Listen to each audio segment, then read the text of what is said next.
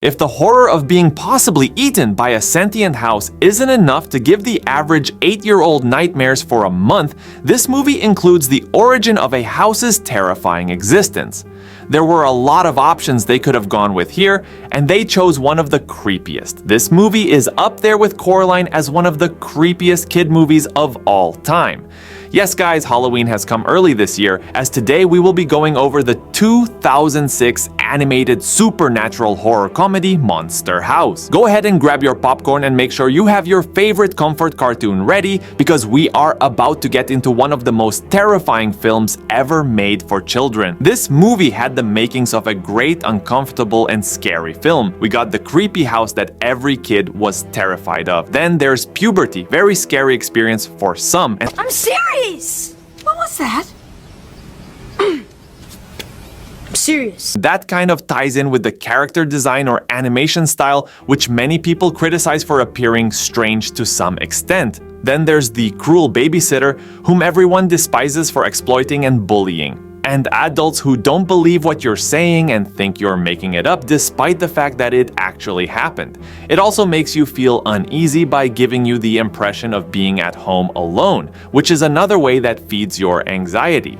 The most terrifying aspect is that everything is shot from the perspective of a young and vulnerable child. It immerses you in that little child's perspective who is defenseless, which makes it the most horrifying feature of the film. The atmosphere of this film, in my opinion, is really well done. There is a creeping sensation of uneasiness and dread throughout the entire film, even in the more comedic parts. It adds significantly to the film's creepy and unsettling atmosphere. But let's get into this recap. The movie focuses on DJ, your average 13-year-old boy, and his best friend Chowder. DJ spends most of his free time spying on his grouchy, creepy old neighbor, Mr. Nebercracker. Nebercracker seems to be your pretty typical child-hating old man. He yells at kids who come near his house and confiscates any toys that fall into his yard. But DJ believes there's more to it. He thinks there's something up with Nebercracker's house itself. When he tries to warn his parents that there is something strange going on, not only do they invalidate his feelings and dismiss his concerns, but they're also about to leave him because they have a trip to go on. But DJ is about to soon be proven right. We then meet DJ's best friend Chowder, who accidentally shoots his ball over the scary neighbor's yard, and instead of taking that L, they decide to go get the ball from the creepy neighbor's house. Yeah, great idea guys. When they go to get the ball, they get caught by Mr. Nebercracker, who comes out of the shadows. He starts attacking DJ, yelling at him, asking him if he wants to die. Warning or threat, who knows? DJ accidentally ruins his lawn during the whole ordeal, and it causes Nebercracker to lose it even more. Then all of a sudden, out of nowhere, Mr. Nebercracker collapses and does not get back up. The boys are in shock. DJ thinks he just killed a man, but Chowder, being a supportive best friend, tells him no, since it was an accident, it's manslaughter. Hilarious. They call the ambulance, and Mr. Nebercracker is hospitalized. Unlucky for everybody else, this means there's nobody to protect them from whatever Mr. Nebercracker was warning them about. When DJ gets home, he tries to warn yet another person about everything going on, his babysitter Elizabeth, aka Z. He tries to fill her in on what just happened, but she ignores him and tells him to go upstairs. That very same night, DJ falls asleep randomly, and after having a nightmare of a huge, chubby hand crushing him, he is startled awake by a mysterious phone call. Confused, he answers, but there's no one on the other end. Thinking it's just a prank, he hangs up. However, the phone rings again with the same person calling. Growing suspicious, DJ decides to call the number back. To his horror, he hears the sound of ringing coming from the empty house across the street. It's a scene that sends chills down your spine. It was absolutely horrifying to witness as a child, but the story doesn't end there. So, as DJ is realizing what's going on, something unexpected happens. Out of nowhere, a pair of hands emerge from the shadows and grab him. But wait, it turns out that it's not some terrifying creature, but just a guy wearing a mask. Meet Bones, who happens to be Z's boyfriend. Z warns DJ not to spill the beans, threatening to expose his late-night activities. You know, being up past his bedtime. But DJ quickly tries explaining that he's been receiving mysterious phone calls from Mr. Nebercracker's house. Z and Bones make it seem like they really believe that he is getting phone calls from beyond the grave, but they really don't. Why would an elderly man be contacting a 12-year-old so late? Especially when you consider the unsettling fact that he is no longer with us. DJ decides to reach out to Chowder since nobody else believes him and see if his parents are around, and get this. Chowder says no, my dad is at the pharmacy and my mom is at the movies with her personal trainer. Yeah, let's just add a little cheating to a kid's movie, why not? Anyway, they decide to meet up at a place known as the Danger Zone. Meanwhile, downstairs, Bones shares a story with Z about how his kite was taken by Nebercracker when he was a kid, that he saw him talking with the house and even kissed it, and how he suspects he also ate his wife. Well, things take a turn when Bones gets kicked out for pulling weird stuff with Z. Instead of heading straight home, Bones decides to make a detour to Mr. Nebercracker's house. Now, keep in mind that Mr. Nebercracker is no longer with us, but that doesn't stop Bones from causing a bit of mischief. He starts throwing bottles and stomping all over the lawn, perhaps as payback for what happened to his kite, but here's where things get interesting. As Bones looks up, he spots his kite, except there's something strange about it. It's not just floating in the air, it's actually glowing. So get this guy decides it's a brilliant idea to go towards the creepy house to retrieve his now glowing kite instead of, running away like any sane person would do. I mean, seriously, who does that? So the house completely devours him, like he's just gone, and that means DJ's suspicions were spot on. This whole situation is getting even more intense because after meeting up at the Danger Zone, which is basically a construction site, DJ decides to bring Chowder back to that exact same house to prove to him that it's haunted. But of course, Chowder is not buying it at all because the house isn't doing anything out of the ordinary. Now, let me tell you about this series of unfortunate events that unfolded. It all started with some really questionable decisions. Chowder is determined to prove that the house is definitely not haunted. And how does he plan to do that, you ask? Well, by playing a good old game of Ding Dong Ditch. DJ tries to stop him, but it is too late. Chowder, full of unwavering confidence, was already on his way, completely convinced that the house wasn't haunted, so he reaches the door, and what does he do? He starts teasing Mr. Nebercracker about his death. Cold move on his part. As soon as he pressed that doorbell, he could sense that there was something different about this house. So Chowder is sprinting for his life, with the house's rug tongue desperately trying to snatch him up but fails, letting out an ear-piercing screech. And just like that, we're introduced to Jenny. So here's the deal. These boys, they stumble upon this house, and guess what? It's not just any house, it's a house that eats people. Crazy, right? But hold up, it gets even crazier. They meet this girl named Jenny who was about to become the house's next meal. So now they're all in this together, determined to save themselves and destroy that creepy house once and for all. At first they try to warn yet another adult they call the cops, and of course they just don't seem to believe a word of it. So DJ decides to demonstrate just how risky it is by stepping onto the lawn. But here's the thing. This house is no ordinary house. It's a smart one and it's not doing anything anymore. So the cops are totally skeptical and refuse to believe them. They warn them to stay away from the old man's house or else they will be put in the slammer. So the kids decided to reach out to an expert, someone who could provide them with the guidance they needed. They ended up meeting this guy named Skull, who was known for his expertise in the field. He genuinely offers his assistance, explaining his understanding that this house is likely haunted by Nebercracker. According to him, the only way to vanquish it is by destroying its heart, and they discover that the house's heart is actually its furnace. So Jenny and the boys hatch this plan to take down the house. They decide to get their hands on some drugs from Chowder's dad's pharmacy. Whoa, whoa, whoa, whoa, whoa! Questions? Yes, are you nuts? I don't want to steal drugs from my father. I don't want to go inside a monster, and I don't want to die. I say it's worth a shot. Yes, I agree. Let's do it. Then they construct a dummy out of a vacuum cleaner. The idea is to trick the house into thinking it's a kid and get it to devour the dummy. Once the house swallows the dummy, the drugs will kick in and put it to sleep. This will create the perfect opportunity for them to enter the house and take out the furnace. So, as their master plan was unfolding and the dummy was inching closer to the house, guess who decided to crash the party? The cops!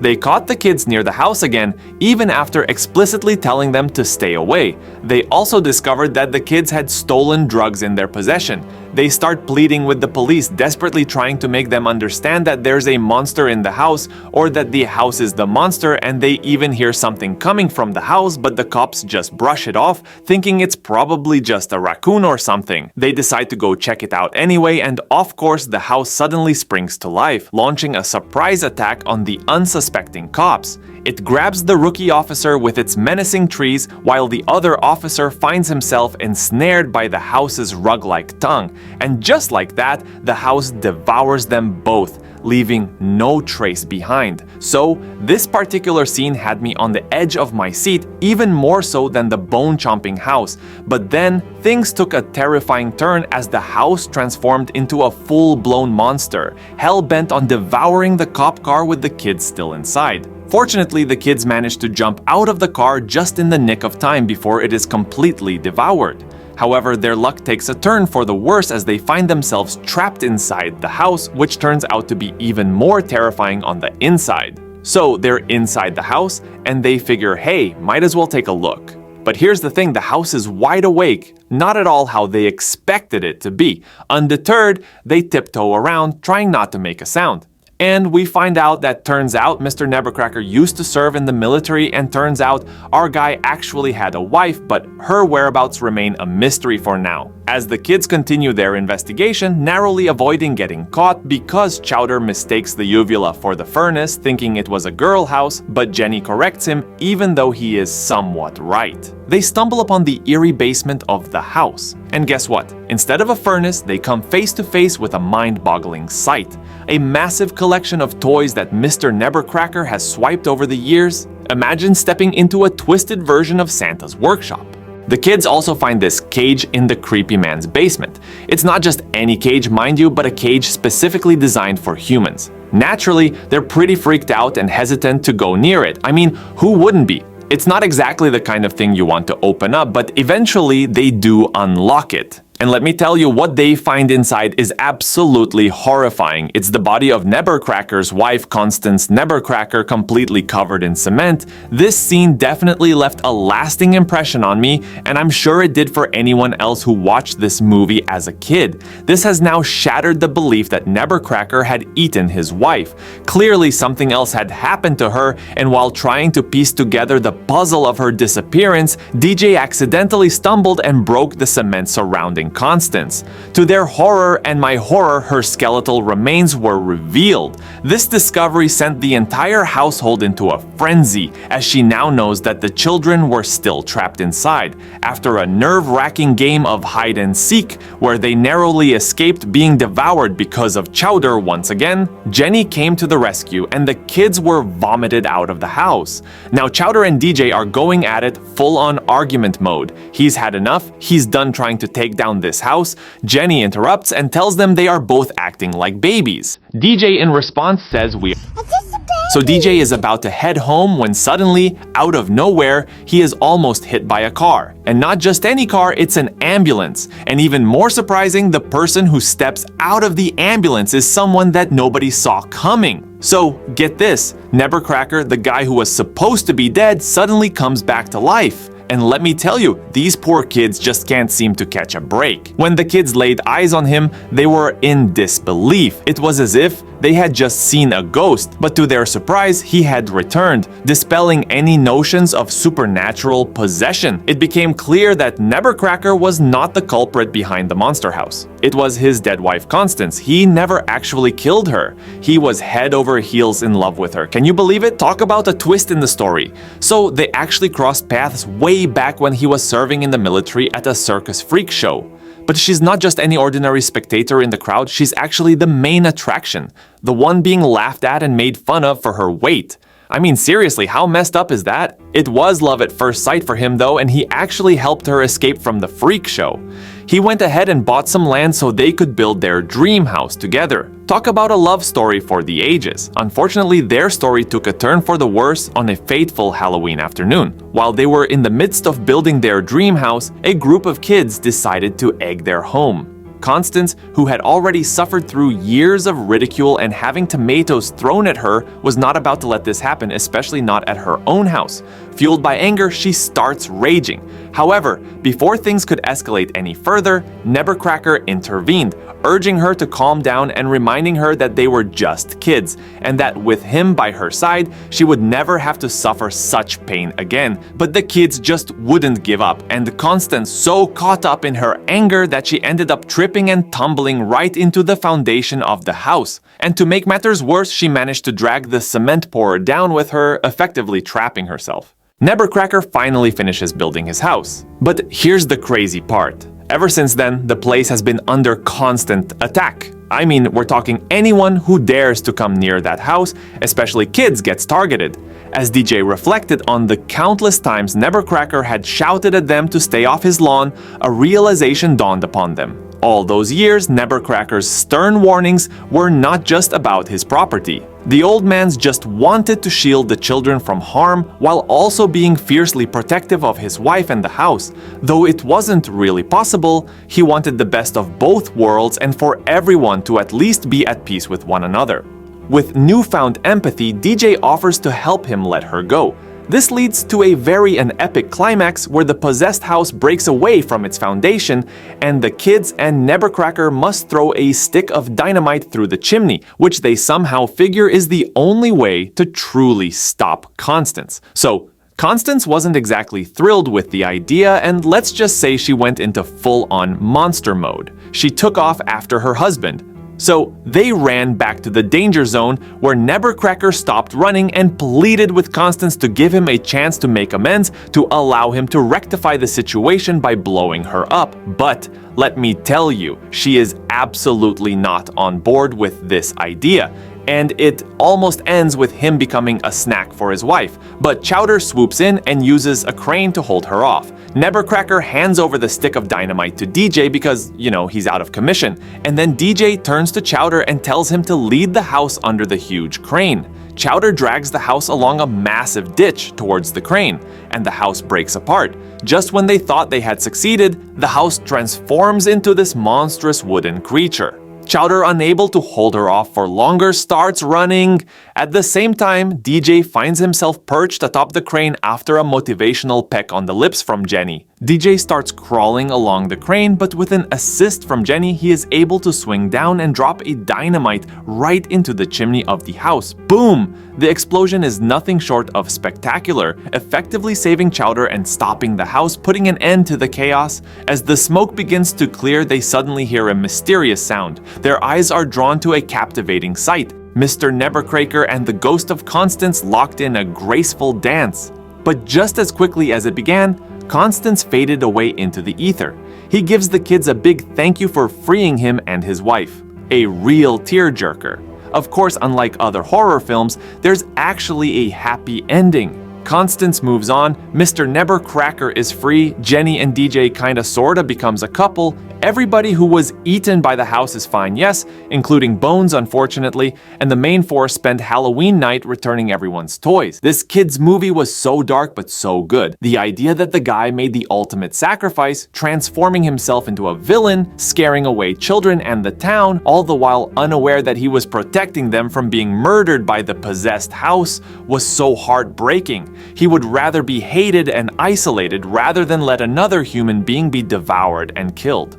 The scene with Constance falling into the hole but was covered by cement was devastating. But when you understand that Mr. Nebercracker was only being cruel to get the neighborhood to stay away from his house, this movie has an extremely powerful effect on you. He has been doing it for so long that it has had an emotional and mental toll on him. And Constance is really a sympathetic villain since she was abused and taunted while she was part of a traveling freak show. I saw a fan say that it reminds them of the quote, "People don't notice your sadness until it turns to anger and suddenly you're the bad guy." I have to agree, there was actually talk of a sequel this year, but what's holding it back is how satisfying the resolution of the original film was and how the idea for a follow-up hasn't come to him yet. But let me know what you think in the comment section down below. What age were you when you saw this movie? Don't forget to like and subscribe, share with friends, and turn on post notifications. It helps the algorithm. Thanks for watching.